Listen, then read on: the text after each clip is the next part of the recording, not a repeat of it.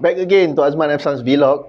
Okay guys, hari ni saya nak review Honda Civic generasi ke-11 yang telah dilancarkan baru-baru ni. So sebelum tu, saya nak revise balik generasi Honda Civic daripada Honda Civic generasi yang pertama sehinggalah generasi ke-11. Honda Civic first generation ni, production dia adalah daripada 1972 sehingga 1975. Kemudian untuk generasi kedua, Honda telah keluarkan pada tahun 1979. Seperti gambar yang saya tunjuk ni, ini adalah Honda Civic generasi yang kedua. Di waktu ni saya pun belum lahir lagi. Honda dah keluarkan kereta. Untuk Honda Civic generasi ketiga, Honda telah keluarkan pada tahun 1983 sehingga 1987. Kau boleh refer gambar ni. Untuk generasi keempat pula, Honda keluarkan daripada tahun 1987 sehingga 1988 sahaja. Ini adalah model Honda Civic generasi keempat. Untuk Honda Civic model 1987 sampai 1988 ni, dia famous dengan model Honda Civic EF. Pada waktu tu, kita panggil Honda Civic mayat lah untuk model 2 pintu. Korang boleh tengok gambar yang saya letak kat sini. Okey, ini adalah Honda Civic mayat. Sampai sekarang pun Honda Civic mayat ni masih lagi nampak smart dan sporty kalau kita tengok. Next, generasi kelima Honda Civic. Untuk Honda Civic generasi kelima ni, dia telah dikeluarkan daripada tahun 1991 sehingga 1995. Untuk model generasi kelima ni, dia lebih famous dengan panggilan EG lah. EG ni kalau untuk spek Malaysia, kita ada EG 2 pintu, kita ada EG 4 pintu. Dan ada sikit-sikit EG Coupe. Civic generasi kelima ni, model 2 pintu dia famous dengan panggilan Honda Civic Dolphin, kalau korang perasan. Sixth generation. Model ni telah dikeluarkan pada tahun 1996 sehingga tahun 2000. Dan untuk market Malaysia, kita ada model sedan dan kita ada model hatchback 2 pintu lah. Honda Civic ni lebih terkenal dengan panggilan Honda Civic EK. Honda Civic EK ni juga adalah model pertama yang dikeluarkan dengan model Type R EK9. Seperti saya tunjuk ni. Untuk Malaysia adalah salah satu model yang dikatakan rare. Kalau ada yang model local spec yang di-convert kepada Honda Civic EK9 pun, harga dia boleh mencecah sehingga 60,000 sekarang. 7th generation. Untuk generasi ketujuh ni, Honda telah keluarkan pada tahun 2001 sampai 2005. Dekat Malaysia, generasi ketujuh ni kita ada model 4 pintu sahaja. Variant Type R dia nanti kita akan cerita kemudian. Model ni juga dikenali dengan panggilan Honda Civic ES. 8th generation. Honda telah keluarkan pada tahun 2005 sampai tahun 2012. Dan untuk market Malaysia, kita hanya ada yang 4 pintu sahaja. Specialnya, generasi ke-8 ni adalah generasi pertama Honda Civic yang mempunyai versi Type R 4 pintu. Generasi ke-9 boleh dikatakan generasi yang kurang diminati golongan muda. Kalau tanya saya sendiri pun, saya kurang minat dengan reka bentuk generasi ke-9 ni. Kalau korang tengok, bentuk dia nampak macam orang tua sikit lah. 10th generation. Okey, 10th generation ni adalah satu keluaran antara yang terbaik Honda, yang mana kita panggil dia Honda Civic FC ataupun Civic Ketam. Model ni telah dikeluarkan pertama sekali pada tahun 2015 untuk market US dan market Malaysia pada tahun 2016 sehingga tahun 2021. Specialnya 10th generation ni, dia adalah model yang pertama menggunakan sistem turbo. Okey, jadi untuk kebanyakan model Honda tak gunakan turbo, Honda gunakan NA. Sistem turbo dan VTEC sekali dalam enjin. Okey, tanpa bercerita panjang, sekarang ni kita nak ceritakan tentang Honda Civic FE, iaitu Honda Civic yang terbaru. Model FE ni telah dilancarkan pada 16 hari bulan Jun 2021 di US.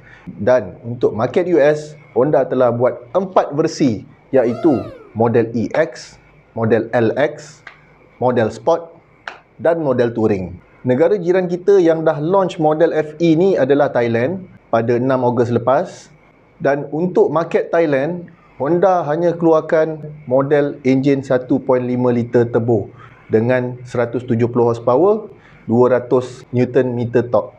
Buat masa ni, Thailand hanya ada model 1.5 liter turbo saja dan dia ada 3 specs, iaitu EL, EL Plus dan RS. Untuk model EL, harga dia 122k. Untuk model EL Plus, harga dia 127k. Dan untuk model RS, harga dia 151k. Mungkin kita dah boleh bayangkan kalau dia datang kat Malaysia, berapa harga dia. Roughly macam tu lah selepas di convert. Berdasarkan info, mungkin model hybrid akan sampai Thailand pada tahun 2022.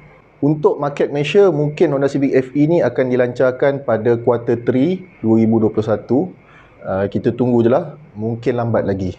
Okey, untuk bahagian enjin, Honda Civic FE ni masih menggunakan enjin yang ada pada Civic FC, iaitu 1.5 liter turbo, 220 Nm torque, 170 horsepower. Tetapi apa yang specialnya, untuk market USA, Honda bagi diorang power yang lebih, iaitu 180 horsepower, 240 Nm torque. Dan untuk market US juga, Honda bagi diorang satu model yang menggunakan enjin 2.0 NA.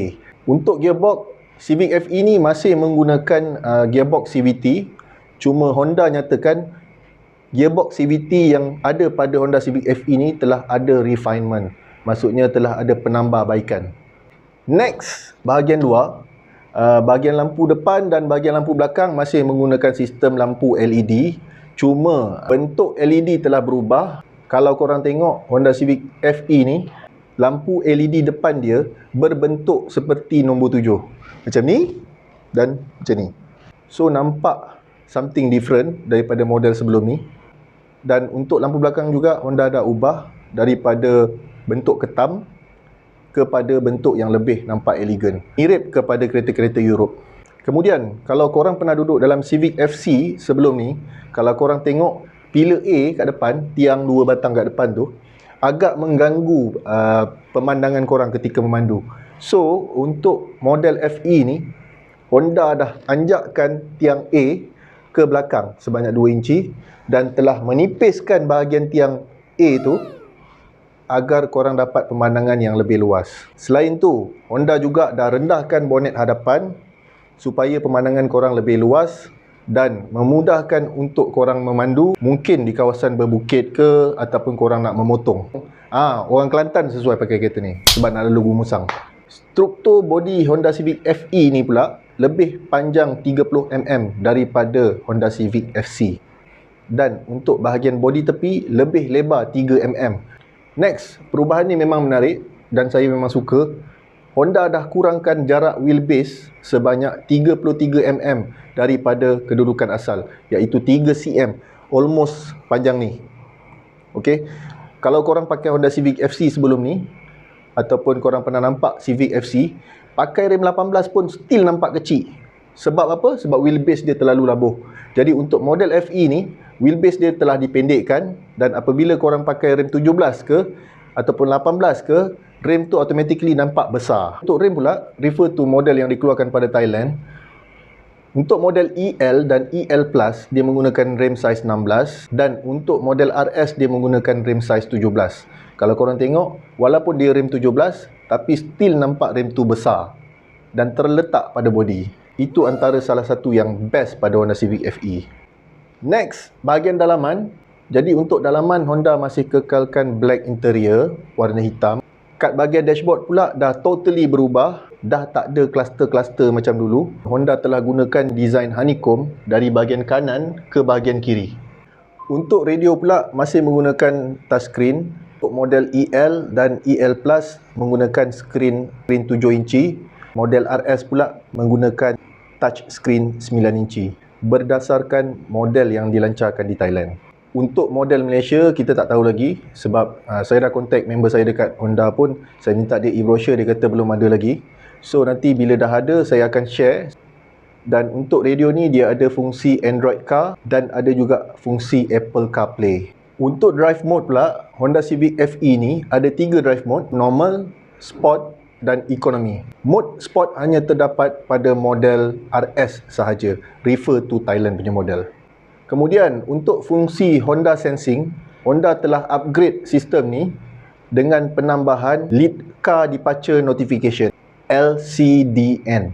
Fungsi ni dia akan bantu korang, for example korang berada di traffic light, kereta depan sedang berhenti lampu merah, korang berhenti di belakang kereta dia, Dan apabila lampu hijau, kadang-kadang korang terlelap. Okay, so fungsi LCDN ni dia akan wake korang agar korang tersedar dengan notification pada meter cluster atau voice. Canggih kan? Okay guys, setakat itu saja untuk kali ini. Secara keseluruhannya saya melihat Honda Civic FE ni memang cantik dari segi luaran dan dalaman. Tak sabar rasanya nak pergi test drive. Korang stay tune.